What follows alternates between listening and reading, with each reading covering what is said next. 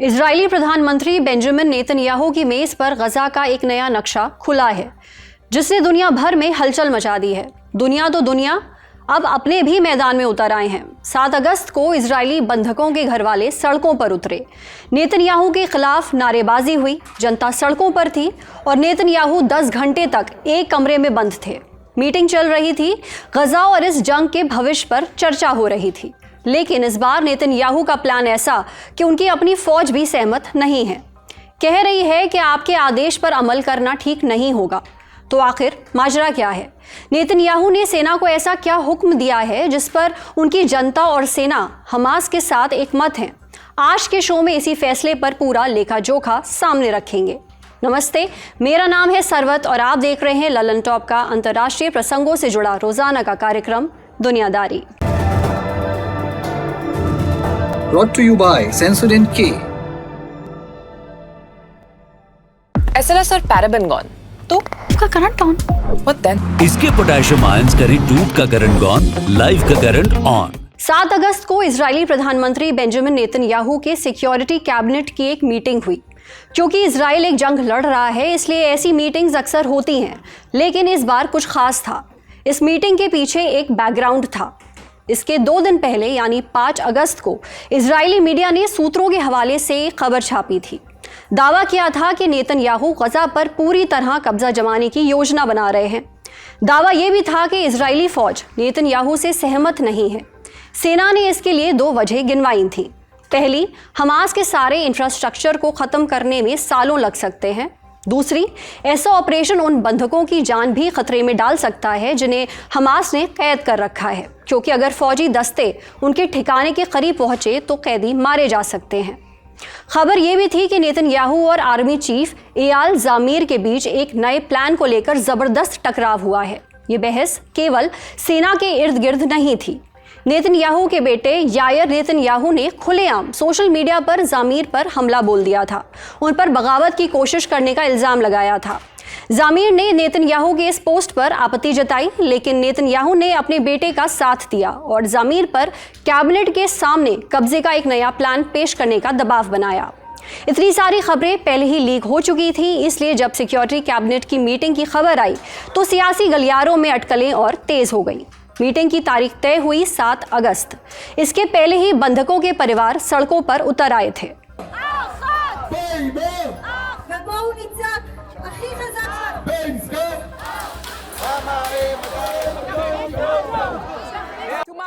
कल कैबिनेट की एक मीटिंग है, वहाँ फैसला होना है और हम उनसे गुजारिश करते हैं यही फैसला करिए कि सारे बंधकों को घर वापस लाया जाए।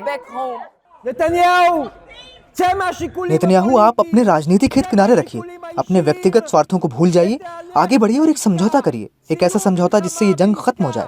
आप पर जो मुकदमा चल रहा है उससे हमें कोई मतलब नहीं है और ना ही हमें आपके गठबंधन के सहयोगियों से कोई मतलब है। हम चाहते हैं कि ये जंग खत्म हो और सभी बंधकों को वापस लाने के लिए कोई डील हो। हमें सभी बंधक वापस चाहिए, फिर चाहे वो जिंदा हो या मृत। इजराइल की बाकी पॉलिटिकल पार्टीज भी नेतन्याहू के इस प्लान का समर्थन नहीं कर रही थी। मैंने अभी प्रधानमंत्री से कहा है, गजा पर कब्जा करना बहुत बुरा ख्याल है। हम इजराइल के लोग तभी जंग छेड़ते हैं जब ज्यादातर लोग उसके समर्थन में हों, और इस वक्त इजराइल की जनता इस जंग में दिलचस्पी नहीं रखती। इसकी कीमत बहुत भारी पड़ेगी, लोगों की जान भी जाएगी और इजरायली टैक्स पेयर के अरबों रुपए भी बर्बाद होंगे। अब 7 अगस्त को सिक्योरिटी कैबिनेट की मीटिंग शुरू होने से पहले ही नेतन्याहू ने अमेरिकी चैनल फॉक्स न्यूज को एक इंटरव्यू दे दिया। इसमें उन्होंने मीटिंग की अहमियत कई गुना बढ़ा दी। इस इंटरव्यू में नेतन्याहू से पूछा गया कि क्या इजराइल पूरे गजा पर कंट्रोल करने की योजना बना रहा है। उनका जवाब था कि हाँ, हमारा ऐसा इरादा है। पहले हम गजा से हमास को हटाएंगे और फिर इस इलाके को हमास को नहीं बल्कि ऐसी सिविलियन हुकूमत को सौंपेंगे जो इजराइल के खात्मे की मंशा ना रखती हो। क्या इजराइल गजा पर पूरी तरह से कब्जा करेगा? हाँ, हम ऐसा इरादा रखते हैं ताकि अपनी सिक्योरिटी पक्की कर सकें। वहाँ से हमास को हटाएं, वहाँ की आवाम को आज़ादी दें और सत्ता किसी ऐसी सिविलियन सरकार को सौंप दे जो हमास तो कतई नहीं होगी और ना ही इजराइल को मिटाने की मंशा रखती हो। यही हमारा मकसद है, खुद को और गजा की जनता को हमास की दहशत से आज़ाद कराना। आप आज गजा पट्टी में थे, आपने ऐसे फ़लस्तीनी देखे जो हमास के खिलाफ लड़ रहे हैं, क्योंकि अब उन्हें उम्मीद है वो इस जुल्म से छुटकारा पा सकते हैं जो न सिर्फ हमारे बंधकों को पकड़े हुए हैं बल्कि वहाँ के 2 मिलियन लोगों को भी कैद में रखे हुए हैं। लेकिन नेतन्याहू ने ये नहीं बताया कि जंग के बाद गजा पर किसकी हुकूमत होगी और इजराइल ऐसा क्यों करना चाहता है।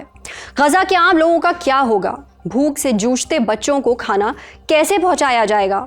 इसलिए उम्मीद बनी कि इन सारे सवालों के जवाब अब 7 अगस्त वाली मीटिंग के बाद मिल जाएंगे। 7 तारीख वाली मीटिंग इजरायली समय अनुसार शाम 7 बजे शुरू हुई।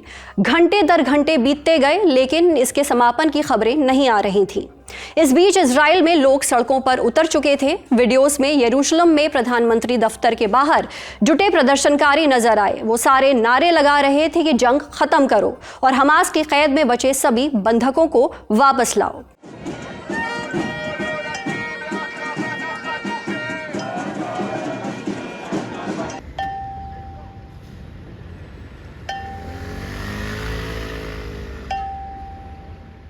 इसी दिन इजरायली बंधकों के कुछ परिवारों ने समुद्र के रास्ते गजा पट्टी की तरफ कूच किया।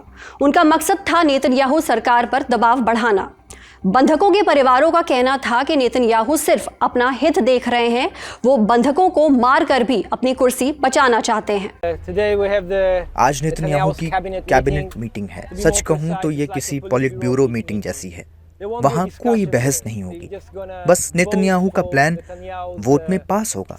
वो गजा पर पूरी तरह धावा बोलेंगे, यहाँ तक कि उन इलाकों पर भी जहाँ बंधक हैं, और ऐसे में उन पर सीधा खतरा होगा। हम पहले से कहते आए हैं, नेतन्याहू अपने लिए काम कर रहा है, न मुल्क के लिए न बंधकों के लिए। वो बस अपनी कुर्सी बचाने के लिए सारे बंधकों को मरवा देगा। बंधकों के घर वालों ने ऐसा तब किया जब नेतन्याहू पर पहले से ही दबाव ज्यादा है।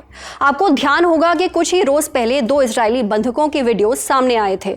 इसमें वो भूख से तड़पते दिख रहे थे। कहा गया था कि हमास और फिलिस्तीन इस्लामिक जिहाद ने ये वीडियो जारी किए हैं। क्या था उन वीडियोस में, देख लेते हैं।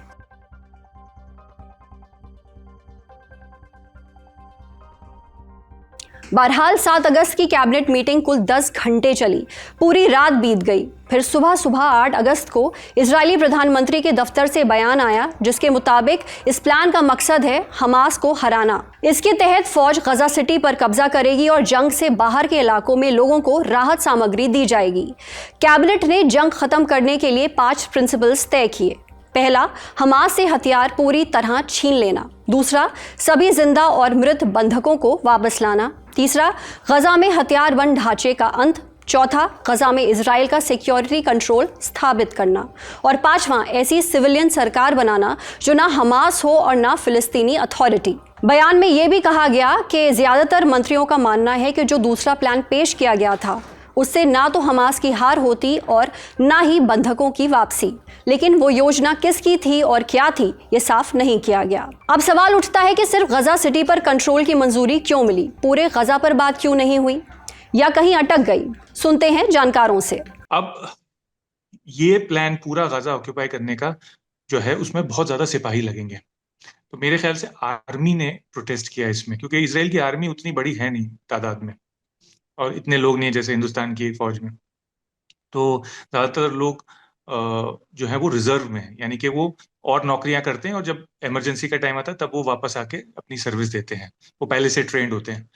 और कुछ लोग ऐसे हैं जो अपनी कंपलसरी मिलिट्री सर्विस कर रहे होते हैं। तो जो एक्टिव परमानेंट आर्मी है वो इतनी है नहीं कि वो पूरा गाजा ऑक्यूपाई करें। तो मेरे ख्याल से ये एक तरह का कॉम्प्रोमाइज रहा होगा कि चलो हम गाजा सिटी जो एक सेंट्रल एरिया है और इम्पोर्टेंट एरिया है उसको ऑक्यूपाई कर लेंगे, उतनी हमारी फौज भी है, क्योंकि फौज को भी तो रेस्ट चाहिए होता है ना। फौज को हमेशा रोटेट किया जाता है, किसी अगर वॉर के एरिया में रखा जाता है या इंसर्जेंसी के एरिया में तो फिर उनको फिर रेस्ट का पीरियड दिया जाता है, फिर वापस रखा जाता है। इसराइल की फौज कॉन्स्टेंटली वॉर पे है पिछले 1.5-2 साल से, तो इतनी कैपेसिटी नहीं थी, तो इसलिए उन्होंने शायद गाजा सिटी को चुना है। वो सेंट्रल एरिया है, सिंबॉलिक एरिया है। तो कैबिनेट मेंबर्स भी खुश, नेतन्याहू की सरकार भी नहीं गिरेगी और जंग चलती भी रहेगी, क्योंकि कुछ ना कुछ रेजिस्टेंस तो रहेगा ही। अगर ऑक्यूपेशन है तो नेतन्याहू ये कह सकते हैं कि मैं वॉर टाइम प्राइम मिनिस्टर हूँ, अभी इलेक्शंस की कोई जरूरत नहीं है, कोई मुझे हटाने की जरूरत नहीं है, वॉर टाइम इमरजेंसी चल रही है।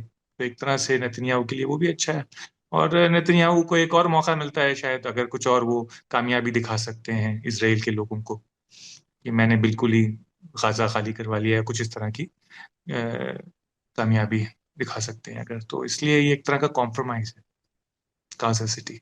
खबरों के हवाले से बात करते हैं। अखबार न्यूयॉर्क टाइम्स ने रिपोर्ट किया है कि आगे चलकर इजरायली फौज गजा पट्टी के केंद्रीय इलाकों में भी घुस सकती है। माना जाता है कि हमास ने इजरायली बंधकों को यहीं छिपा रखा है। अब तक इजरायली सैनिकों ने इन इलाकों में बड़े पैमाने पर ऑपरेशन शुरू करने से परहेज किया था। हालांकि सरकारी ऐलान में इस बारे में कोई भी प्रॉमिस नहीं है। वहीं अमेरिकी न्यूज चैनल CNN से एक इजरायली अफसर ने कहा कि यह प्लान 5 महीने चलेगा। इसमें गजा सिटी और आसपास के करीब 10 लाख लोगों को दक्षिणी गजा के इवैक्यूएशन जोन में भेजा जाएगा। वहां उनके लिए कैंप लगाए जाएंगे। इसके बाद गजा शहर पर घेराबंदी और जमीनी हमला होगा। फिर उसके बाद क्या होगा, उसके लिए आप ये नक्शा देखिए।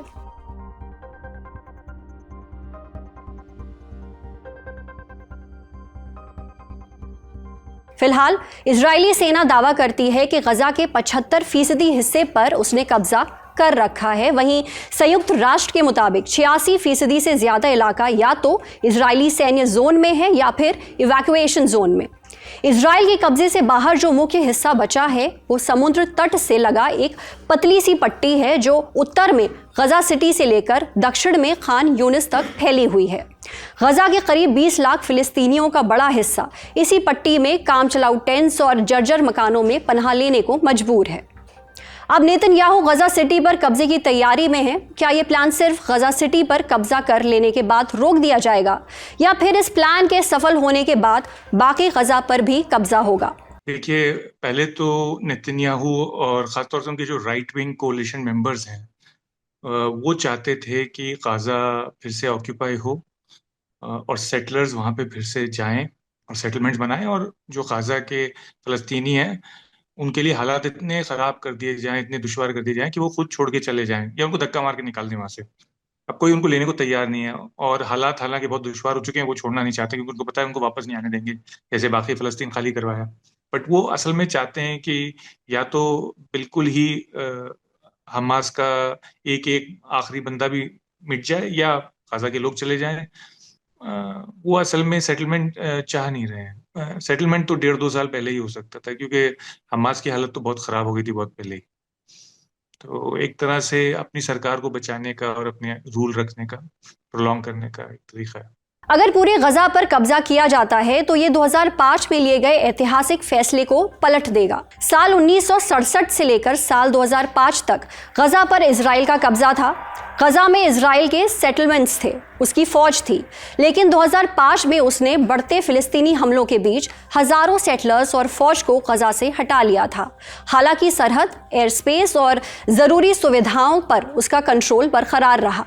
इजराइल की दक्षिणपंथी पार्टियां उस फैसले को एक गलती मानती हैं। उनका कहना है कि इसी फैसले की वजह से हमास का उदय हुआ। दरअसल 2006 में गजा में चुनाव हुआ था जिसमें हमास ने फिलिस्तीनी अथॉरिटी यानी PA को शिकस्त दी। PA ने रिजल्ट मानने से मना कर दिया, जिसके बाद दोनों गुटों में झड़प शुरू हुई। ये झड़प 5 दिनों तक चली। आखिरकार 2007 में हमास के पास गजा का कंट्रोल आ गया। लेकिन इजराइल अपने गजा प्लान में कितना आगे बढ़ा है ये देखते हैं। अक्टूबर 2023 में जंग शुरू होने के बाद से ही इजराइल ने हमास के खात्मे को अपना मकसद मान लिया था। इस दौरान नेतन्याहू बार बार कहते रहे कि बस एक और सैन्य कार्रवाई बाकी है और उसके बाद हमेशा के लिए हमास खत्म। अप्रैल 2024 में उन्होंने कहा था कि इजराइल बस फतेह से एक कदम दूर है, बशर्त कि रफा हाथ लग जाए। मार्च 2025 तक रफा तबाह हो चुका था और हमास तब भी हथियार डालने को तैयार नहीं था। इसके बाद नेतन्याहू ने मार्च 2025 में एक नया ऑपरेशन शुरू किया, जीत का वादा किया, लेकिन नाकाम होने पर मई में और बड़ी कार्रवाई छेड़ दी। हालांकि 3 महीने बाद भी हमास के टूटे फूटे ढांचे को उखाड़ नहीं पाए। दूसरी तरफ हजारों फिलिस्तीनी आम लोग भूख की कगार पर पहुंच गए हैं। खबर है कि गजा में भूख से जूझते हुए 4 और लोगों की मौत हो गई है। इस तरह भूख और कुपोषण से मरने वालों की तादाद अब 197 हो गई है, जिनमें 96 बच्चे शामिल हैं। वर्ल्ड हेल्थ ऑर्गेनाइजेशन का कहना है कि जुलाई के आखिर तक गजा में 5 साल से कम उम्र के तकरीबन 12,000 बच्चे कुपोषण का शिकार होंगे। यह अब तक का सबसे डरावना आंकड़ा है। ऐसे में यह सवाल उठता है कि नेतन्याहू का असल मकसद क्या है? क्या उनका नया दाव भी उसी अंजाम तक पहुंच सकता है जैसे पहले हुआ करता था? ये सवाल इसलिए भी जरूरी है क्योंकि ये फैसला तब लिया जा रहा है जब दुनिया भर से युद्ध खत्म करने का दबाव बढ़ रहा है। यहाँ तक कि इजराइल की अपनी फौज भी इससे सहमत नहीं है। हमास इजरायली सेना की वापसी के बदले सभी बंधकों को छोड़ने को तैयार था, फिर भी अचानक ये फैसला क्यों लिया गया? देखिए, नेतन्याहू कॉन्स्टेंटली चाह रहे हैं कि सरकार बढ़ती रहे। उसके लिए जंग जरूरी है, क्योंकि या तो जंग होती रहेगी तो या तो हमास का मनोबल टूट जाएगा, सोच रहे हैं, या गाजा के लोगों का मनोबल टूट जाएगा और वो वहां से भाग लेंगे, या कम से कम अगर जंग चल रही है तो मेरी सरकार तो चलती रहेगी। वो पीस दिखाते हैं करने के लिए, क्योंकि पीस का ड्रामा उनको करना पड़ता है, क्योंकि अमेरिका और बाकी यूरोपियंस चाहते हैं कि पीस हो जाए। उनके फेवर में नहीं है कि इतना ज्यादा नुकसान हो गाजा में, क्योंकि उससे उनकी भी बुराई होती है, उनकी भी इमेज खराब होती है, क्योंकि वो भी देख रहे हैं, बाकी दुनिया भी देख रही है क्या हो रहा है। तो अमेरिका के इंटरेस्ट में नहीं है, उससे ब्लो बैक भी हो सकता है, यानी कि और टेररिज्म भी बढ़ सकता है, अमेरिका के खिलाफ लोगों की नफरत बढ़ सकती है। तो अमेरिका नहीं चाहता, पर उसको दिखाने के लिए और बाकी दुनिया को दिखाने के लिए नेतन्याहू कुछ ये एक्टिंग करते हैं। हमास ने इजराइल के इस प्लान को सीधा सीधा युद्ध अपराध कहा है। उनका कहना है कि कंट्रोल शब्द का इस्तेमाल करके इजराइल ऑक्यूपेशन यानी आधिकारिक कब्जे से बचने की कोशिश कर रहा है ताकि कानूनी जिम्मेदारी से निकल सके। हमास ने यह भी इल्जाम लगाया कि इजरायली हुकूमत को बंधकों की जिंदगी की परवाह नहीं है। उन्हें मालूम है कि हमले बढ़ाने का मतलब है उन बंधकों की कुर्बानी देना। यह भी जान लीजिए कि हमास के पास अब तक कितने बंधक हैं। गजा जंग की शुरुआत 7 अक्टूबर 2023 को हुई, जब हमास की अगुवाई वाले हथियारबंद लड़ाके इजराइल में घुस आए। इस हमले में करीब 1200 लोग मारे गए और 251 लोगों को बंधक बना लिया गया। फिर जंग के शुरुआती हफ्तों में 4 बंधक रिहा किए गए थे। नवंबर 2023 में हफ्ते भर के युद्ध विराम में 105 बंधकों को छोड़ा गया। जनवरी से मार्च 2025 के बीच हुए एक सीजफायर में हमास ने 30 बंधकों को छोड़ा था, साथ ही 8 मारे गए इजरायली बंधकों के शव भी पटाए थे। इसके बाद मई 2025 में अमेरिका के लिए एक जेस्चर के तौर पर उन्होंने एक और बंधक रिहा किया जो अमेरिकी इजरायली नागरिक था। इसके अलावा अब तक इजरायली फौज 8 बंधकों को जिंदा छुड़ा चुकी है। 49 बंधकों के शव बरामद हुए हैं। इनमें से 3 वो थे जिन्हें गलती से इजरायली सेना ने मार दिया जब वो अपने कैद से भागने की कोशिश कर रहे थे। अब भी हमास के पास करीब 50 बंधक हैं। माना जाता है कि इनमें से 20 जिंदा हैं। 28 की मौत की पुष्टि हो चुकी है। 2 की हालत को लेकर इजराइल को गंभीर चिंता है। इन आंकड़ों में 2014 में मारे गए एक सिपाही का शव भी शामिल है। दुनिया भर से इजराइल के इस फैसले पर रिएक्शंस आए हैं। ऑस्ट्रेलिया की विदेश मंत्री पेनी वोंग ने इजराइल से अपील की है कि वो गजा सिटी पर सैन्य कंट्रोल का रास्ता ना अपनाएं। बोली ये कदम मानवीय तबाही और बढ़ाएगा। 2 राष्ट्रीय समाधान ही अमन का टिकाऊ रास्ता है। ब्रिटेन के प्रधानमंत्री कीर स्टार्मर ने कहा कि गजा में इजराइल की सैन्य बढ़त गलत है, इसे तुरंत रोका जाए वरना खून खराबा बढ़ेगा और बंधकों की रिहाई भी दूर की बात रह जाएगी। तुर्की ने भी निंदा की है। कहा इजराइल गजा पर कब्जा रोककर फौरन युद्ध विराम माने और 2 राष्ट्रीय समाधान पर बातचीत शुरू करे।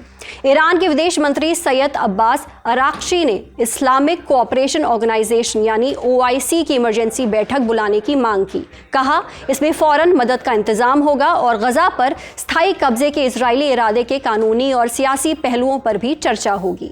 इस खबर पर हमारी नजर बनी रहेगी। फिलहाल चलते हैं सुर्खियों की ओर। पहली सुर्खी, अमेरिकी राष्ट्रपति डोनाल्ड ट्रंप ने भारत के साथ ट्रेड डील पर बात करने से इनकार कर दिया है।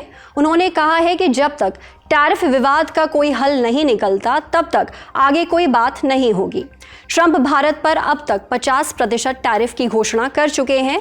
30 जुलाई को उन्होंने 25% टैरिफ लगाया था, फिर 6 अगस्त को 25% और बढ़ा दिया है। 7 और 27 अगस्त इनके इम्प्लीमेंट होने की तारीखें हैं। इस बीच भारत में चीन के राजदूत शू फिहोंग ने ट्रंप के फैसले की आलोचना की है। उन्होंने एक्स पर लिखा, give the bully an inch he will take a mile, यानी किसी बदमाश को अगर उंगली पकड़ाओ तो वो पहुंचा पकड़ने लगता है। इस पोस्ट में चीनी राजदूत ने विदेश मंत्री वांग यी और ब्राजील के राष्ट्रपति लूला डे सिल्वा के मुख्य सलाहकार सेल्सो अमोरिम के बीच हुई बातचीत का अंश शेयर किया, जिसमें वांग यी ने कहा कि दूसरे देशों को दबाने के लिए टैरिफ को हथियार के तौर पर इस्तेमाल करना संयुक्त राष्ट्र चार्टर का उल्लंघन है। ये विश्व व्यापार संगठन के नियमों को कमजोर करता है। ये ना तो लोकप्रिय है और ना ही टिकाऊ। 7 अगस्त को व्हाइट हाउस में मीडिया ने ट्रंप से भी ये सवाल किया कि क्या वो चीन पर भी टैरिफ लगाएंगे। इसका उन्होंने गोलमोल जवाब दिया। बोले, मैं अभी नहीं बता सकता, हमने भारत के साथ ऐसा किया है, कुछ दूसरे देशों के साथ भी ऐसा कर रहे हैं, इनमें से एक चीन भी हो सकता है। एक खबर यह भी आई कि भारत ने अमेरिका से हथियार और एयरक्राफ्ट की खरीदारी को अस्थायी रूप से होल्ड कर दिया है। रॉयटर्स ने अपनी रिपोर्ट में दावा किया है कि 3 भारतीय अधिकारियों ने इसकी जानकारी दी है। उन्होंने कहा, अमेरिका के टैरिफ वाले कदम के बाद से ये फैसला लिया गया है। खबर आई और आते के साथ ही पलट भी गई। न्यूज एजेंसी ने डिफेंस मिनिस्ट्री ऑफिशियल्स के हवाले से लिखा, भारत और अमेरिका के बीच रक्षा खरीद से जुड़ी बातचीत रुकने की खबरें झूठी और फैब्रिकेटेड हैं। स्पष्ट किया जाता है कि अलग अलग खरीद मामलों पर प्रक्रिया के अनुसार काम चालू है। दूसरी सुर्खी, दक्षिण अमेरिका के देश वेनेजुएला के राष्ट्रपति निकोलस मदुरो की गिरफ्तारी पर $50 मिलियन यानी 418 करोड़ इनाम रखा गया है। ये इनाम रखा है अमेरिका ने। क्यों? आरोप है कि राष्ट्रपति मदुरो ड्रग तस्करों के साथ मिलकर अमेरिका में फेंटानिल मिली हुई कोकेन की सप्लाई कर रहे हैं। यूएस अटॉर्नी जनरल पैम बॉन्डी ने 7 अगस्त को उन्हें दुनिया के सबसे बड़े नार्को तस्करों में से एक बताया। सुनिए। इसके बाद वेनेजुएला के विदेश मंत्री इवान गिल का टेलीग्राम पर पोस्ट आया। उन्होंने आरोप को बकवास बताया। कहा, जेफरी एप्स्टीन केस से ध्यान भटकाने के लिए ऐसा किया जा रहा है। मदुरो पर यह इल्जाम कोई नई बात नहीं है। 2020 में मैनहट्टन की संघीय अदालत में उन पर नार्को टेररिज्म और कोकेन तस्करी की साजिश के आरोप तय किए गए थे। उस समय अमेरिका ने उनकी गिरफ्तारी पर $15 मिलियन का इनाम घोषित किया था। तब सत्ता में ट्रंप की सरकार थी। फिर बाइडेन आए, उन्होंने इसे बढ़ाकर $25 मिलियन कर दिया और अब ट्रंप प्रशासन ने इसे डबल करके $50 मिलियन कर दिया है। अब बात उस फेंटानिल की जिसे लेकर पूरा विवाद है। ये एक पेन किलर है। फेंटानिल को अमेरिका के centre for disease control and prevention यानी कि CDCP ने एक सिंथेटिक ओपियोइड बताया है, यानी वो केमिकल जो दिमाग के खास हिस्से पर काम करते हुए दर्द को मैनेज करने में मदद करता है। रिपोर्ट्स बताती हैं कि हेरोइन से 50 गुना ज्यादा और मॉर्फिन से 100 गुना ज्यादा स्ट्रॉन्ग होता है।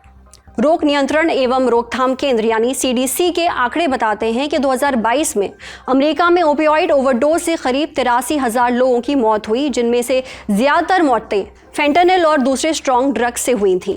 अमेरिका इसे नेशनल सिक्योरिटी पर खतरा मानता है। अच्छा, आगे बढ़ने से पहले वेनेजुएला के राष्ट्रपति निकोलस मदुरो के बारे में भी एक बात जान लीजिए। ये 2013 से ही पद पर हैं और अभी 2031 तक रहेंगे। ये उनका 3रा कार्यकाल है। विपक्ष उन पर चुनाव में धांधली का भी आरोप लगाता रहता है। तीसरी सुर्खी चीन से है। यहाँ अलग अलग हिस्सों में बारिश से उत्तर पश्चिमी गांसू प्रांत में बाढ़ आ गई है। इसकी चपेट में आने से 10 लोगों की मौत हो गई है। 33 लोग लापता बताए जा रहे हैं। गांसू के कई हिस्सों में सड़कें गाद और बड़े पत्थरों से ढक चुकी हैं। रेस्क्यू ऑपरेशन जारी है। चीन के राष्ट्रपति शी जिनपिंग ने राहत बचाव में पूरी ताकत लगा देने का आदेश दिया है।